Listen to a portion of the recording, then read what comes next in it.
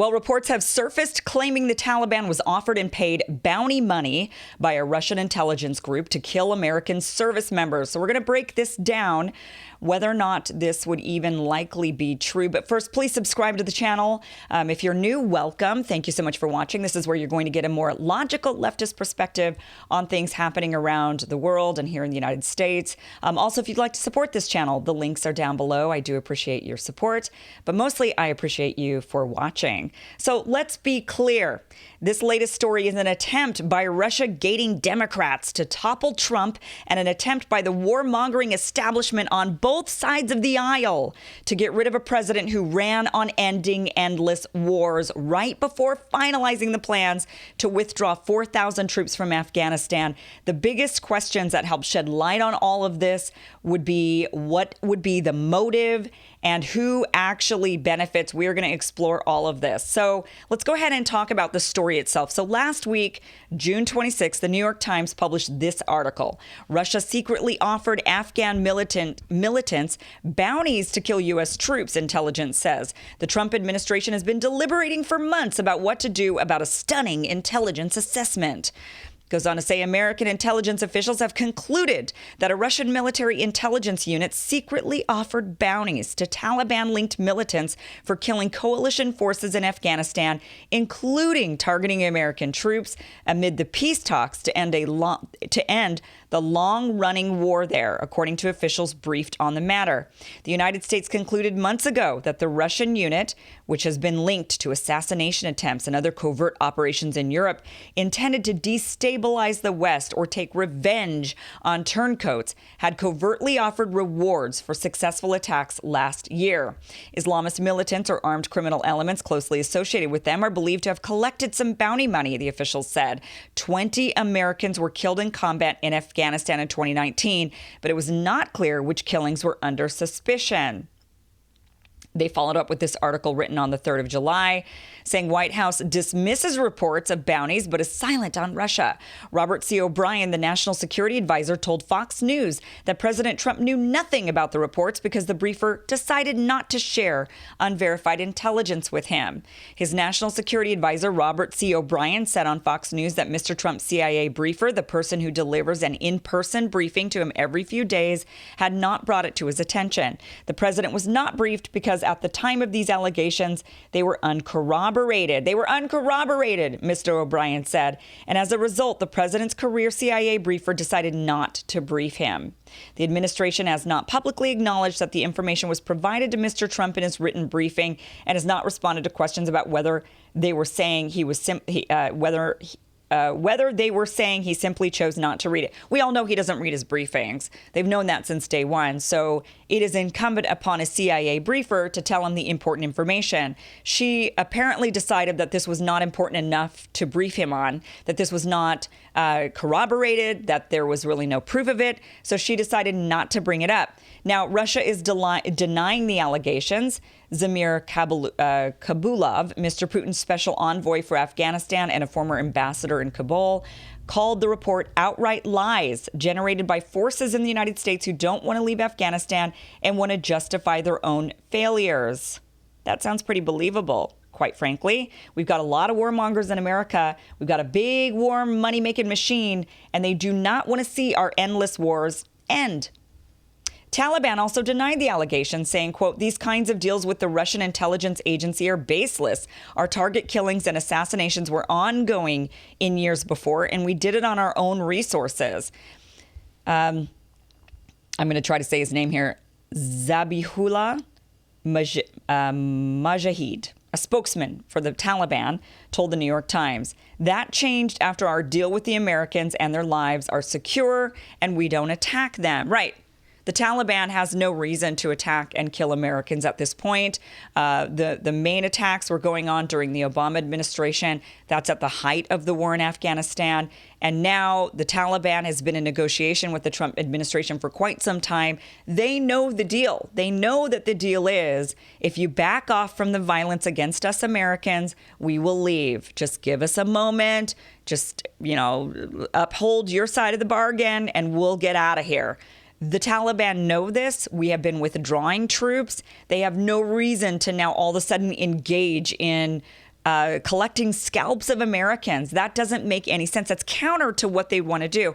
Now, according to Business Insider, 3 separate Taliban sources confirmed the allegation, but said it was only the fringe elements that would take up an offer. So they're saying, look, the actual Taliban organization, now I know it's hard to understand, but the Taliban is a government. The Taliban actually has laws, and they do expect people to abide by those laws. Now, you might feel like their laws are really, really strict. I know I feel that way. But nonetheless, they are laws. They do run on a governance. They are organized, and they are a government, whether or not we like them to be the government they are. So the Taliban is saying, hey, and this was another article that was written. The Taliban was saying, we would not do this.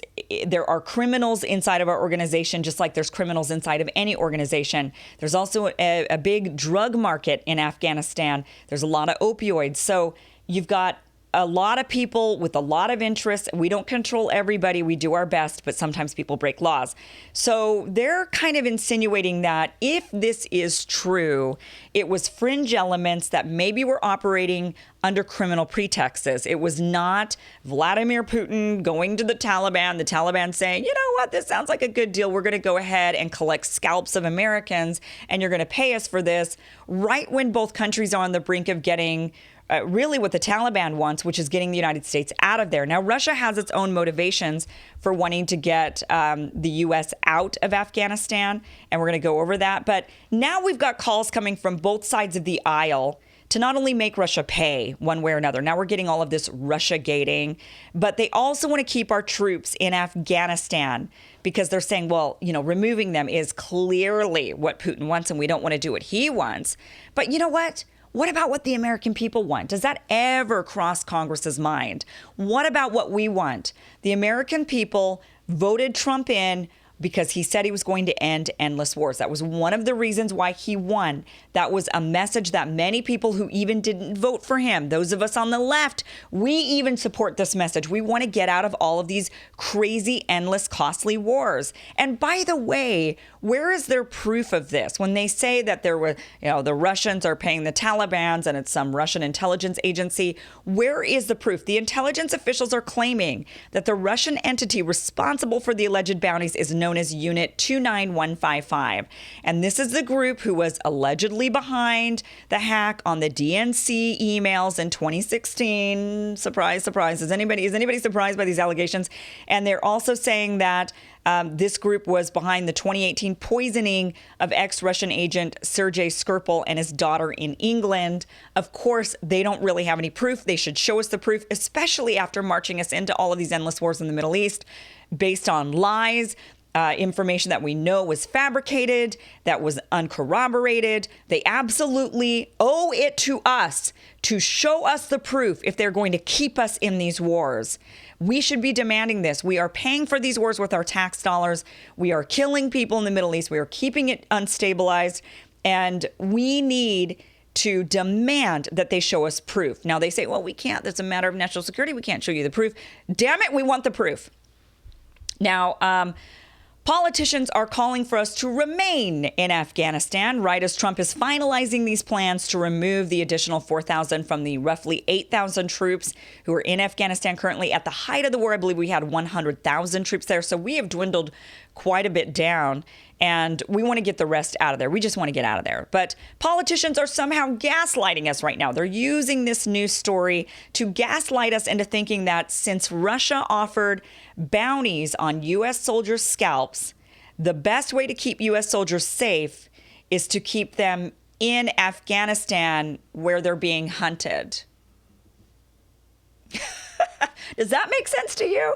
That doesn't make sense to me. It's obvious. The best way to keep U.S. troops safe is to get them out of Afghanistan. The Taliban is not attacking us here in the United States. They're not attacking us on U.S. soil. We are over there in their yard, and they're attacking us over there. So the best way to keep U.S. soldiers safe is to get them out of Afghanistan, bring them home to the United States. That's the best way to keep them safe. We have lost this war. We have been there for a very, very long time. It is time we accept it. It is time we come home. Now, there is absolutely no benefit to the Taliban nor Russia to engage in these bounties on U.S. soldiers. It is completely counter to their objective. So let's kind of go over a little bit of the history. Now, Russia is not in cahoots with the Taliban. It is Russia has been since about 2017, I think, is the earliest reports, maybe even 2014. Russia started to say, look, it looks like we're losing this war. So a little bit of background to fully understand where we're at right now. Russia, now there's a backstory where Russia was fighting against the Mujahideen back in the first Afghanistan war, which was from 1979 to 1989. The Soviets were in control. They had Soviet-friendly leadership in Afghanistan, and there was an uprising, the Mujahideen, who wanted to oust this Soviet-friendly government. And the Mujahideen was supported by the Carter administration and then by the Reagan administration. We were funding them. We were training them, including Osama bin Laden. We were giving them weapons, and we were helping them slaughter Russians. They ended up killing about 15,000 Soviets, and 35,000 were additionally wounded. It was a big sore spot. It's a source of shame on the Soviets and on the Russians. And that's one of the reasons people are saying Russia wants to get back at us. They're looking for revenge for what happened back in the 80s, and that they want to make us pay for the collapse of the Soviet Union, that they want to make us pay for arming the Mujahideen and going after the Soviets, that they're on a revenge mission. But here's the thing. Russia actually partnered with us when we first invaded Afghanistan after the 9/11 attacks. Russia was on our side. They said, okay, we're going to support NATO on this mission. And Russia went ahead and supplied some weapons, supplied some training, to Afghan forces who were fighting the Taliban. Russia was on our side and has continued to be on our side in Afghanistan and largely throughout the Middle East throughout this entire time. I know that the media has been gaslighting us into making them into our big enemy, but actually Russia's been on the forefront of fighting these really extremists, these extremist Islamic terrorists that are in the Middle East, ISIS, Al-Qaeda. Russia has been on the forefront and has done a very good job of battling these groups. And that includes in Afghanistan. Russia was helping us with Taliban. They were not fully engaging. They had gotten out of Afghanistan. They didn't want to go back, but they were supporting NATO in other ways. And then they started to kind of amp up their support inside of Afghanistan when they started realizing that about 10 years into the war, there was this rising up of these real far extremist groups like ISIS, and they thought, oh crap, we really don't want, the Taliban's bad enough, but at least Taliban has ambitions to stay inside of Afghanistan. The Taliban doesn't have ideas of world domination like ISIS. ISIS wants to create a caliphate. They want to, they want the entire world to be ruled under their law. So Russia was very alarmed by the rising up of ISIS in Afghanistan, and particularly ISIS moving into the stands, the former Soviet countries that are bordering Russia. Now Afghanistan is the stand countries are in between Russia and Afghanistan. But what they didn't want was ISIS starting to seep its way into Central Asia, making its way into these former Soviet states, and then maybe even into Russia. Russia's very, very cautious of this. They do not want that to happen. So they started amping up their support of fighting ISIS in Afghanistan. And after a while, Russia started to realize, you know what, we have been fighting this war in Afghanistan forever. The United States is not learning their lessons. The Soviets learned their lessons from the first Afghanistan war and had to get out of there. And so they're looking at us and they're saying, you dummies, you guys have been at this war forever and ever and ever. All you're doing is destabilizing the place and allowing for even worse extremists into the nation. Surprise, surprise, something we've done practically everywhere in the Middle East since we've been at this. So Russia says, learn from your mistakes and let's not do that. At that point, Russia says, you know what? I think it's time to just accept that the Taliban won and that the Taliban is going to be in control of Afghanistan, because the minute you leave, the puppet government you created in Afghanistan is going to crumble and the Taliban is once again going to be in control. So it's time to just accept it and begrudgingly start working with them. The Taliban doesn't want ISIS in their country either. The Taliban has been fighting them. So you had the NATO alongside Russia fighting the Taliban. and at the same time having to fight ISIS that started creeping up in Afghanistan. And then you have the Taliban also fighting ISIS. And at some point you have to say, you know what, I guess Taliban, we're just going to have to partner up and fight ISIS. Russia already did that. The United States has been, no, we're not going to do that. Russia was already ahead of the game on that. That made us upset. Russia saying, just get out of there, fight ISIS, defeat ISIS, and hand over the country to the Taliban. You're just going to have to do a deal. That's upsetting to the war machine. That's upsetting to our pride.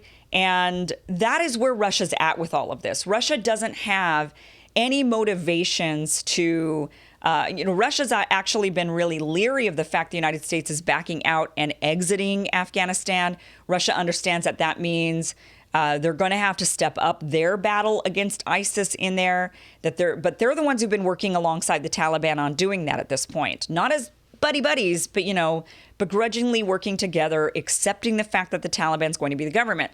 So Russia's been preparing for the United States' exit, and it's not something, the Russians don't have any benefit in aggravating the U.S. on this. The Taliban certainly doesn't either. The Taliban wants us gone. They say, you know what, let us handle it. We've got others, alongside Russia that are helping us handle ISIS, and then we're going to be in control of the nation and just start accepting it. Accept us as a government. But look, so there's absolutely no benefit for the Russians nor the Taliban to be hunting Americans. This is just another attempt by both the Russiagaters and the warmongers to oust Trump from office. You have Nancy Pelosi, here she is saying, all roads lead to Putin. Just as I've said to the president, with him, all roads lead to Putin. I don't know what the Russians have on the president politically, personally, financially, or whatever it is. My conclusion is clear. I don't think he should be president. I think Putin thinks he can play him like a fiddle. I think Putin is smart, tough. I think he sees that he's not faced with a serious adversary here. But you know what? Let's just entertain this story and assume it's true for just a second. What would be the motivation for Russia to actually do it? And what would be the motivation for the Taliban to accept it if all of this is true? So let's just kind of forget everything I said to you on why this isn't. Let's just say it is. And let's just try to also figure out, why would the intelligence community keep this from Trump if that's what they did? Or if they did tell Trump and Trump is actually negligent because he knew about this information, why would Trump not do anything about it? Let's start there, because that's where the Democrats want us to go with this. They're Russiagating us. They're wanting us to believe that Trump is a Putin puppet, that he's some sort of Manchurian candidate for Putin. And therefore, he sat back and let U.S. soldiers die while Putin was putting bounties on U.S. soldiers' scalps. Okay, if Trump is what they say, if he's Putin's puppet, why would Putin need to go after U.S. soldiers in Afghanistan to get what he wants? Why wouldn't he just call up his puppet and say, this is what I want you to do. I want you to get out, or I want you to, do X, Y, Z. Why would he need to engage U.S. troops knowing that this was only going to inflame those in Congress who he does not have control over? Why would he do that if Trump is truly Putin's puppet? That part of the puzzle doesn't make any sense. If Trump is in Putin's pocket, all Putin has to do is make a phone call to Trump. He doesn't need to do any more than that to get whatever it is he wants. Russia. So the motivation, if the story is true, is revenge. Russia's on a revenge mission. They just want to get back at us for the collapse of the Soviet Union, for sicking the Mujahideen on them. And this is a revenge mission for Russia, that's what they're out for, that there's no geopolitical strategy. It's just revenge. That doesn't usually hold up in the world, in the world of world politics. Usually there's some sort of geopolitical strategy to things. And just getting revenge is not something, that... That's what we did after 9/11. That's kind of a very American viewpoint, but much of the world actually plans and strategizes. This is why many of the leaders around the world stay in office forever and ever and ever, because they're planning and strategizing for a very long, they're thinking long term. They're not thinking, I just want to go get immediate revenge. the Taliban's motivation in accepting bounties on U.S. scalps, I guess because they need money. So they did it because they need money. And, but you know, that's where that really doesn't hold any water, because the reason why the Taliban needs money is to fight us. And if we leave, they don't have to do that. They can take whatever resources they have in running the country and they can start building. So the best strategy for the Taliban is to get us out so that they don't have to fight a costly war.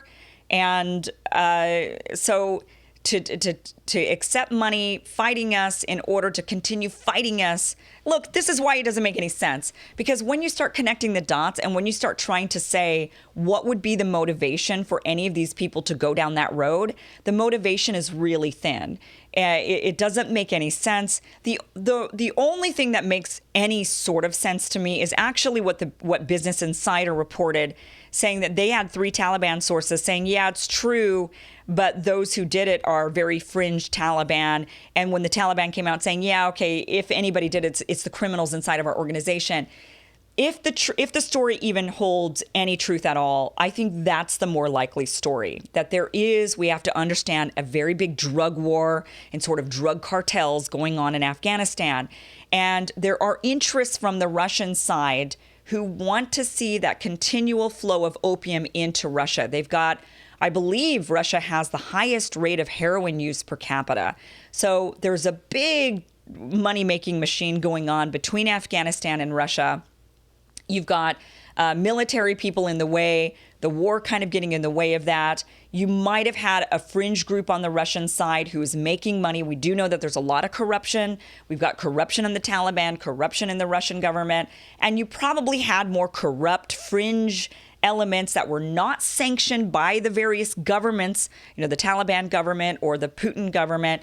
These are fringe, more criminal entities that have money to make off of opium in Afghanistan. That is the more likely story. And now, of course, all of the entities that be here in the United States with something to gain, the warmongering, money-making machine, and the Russia-gating Democrats who want to see Trump out of office, including the Democrats who are also part of that warmongering, money-making machine, they all have a reason to prop this story up and sell it to the American people as another reason to oust the president in office who wants to end the endless wars. That is what is going on here.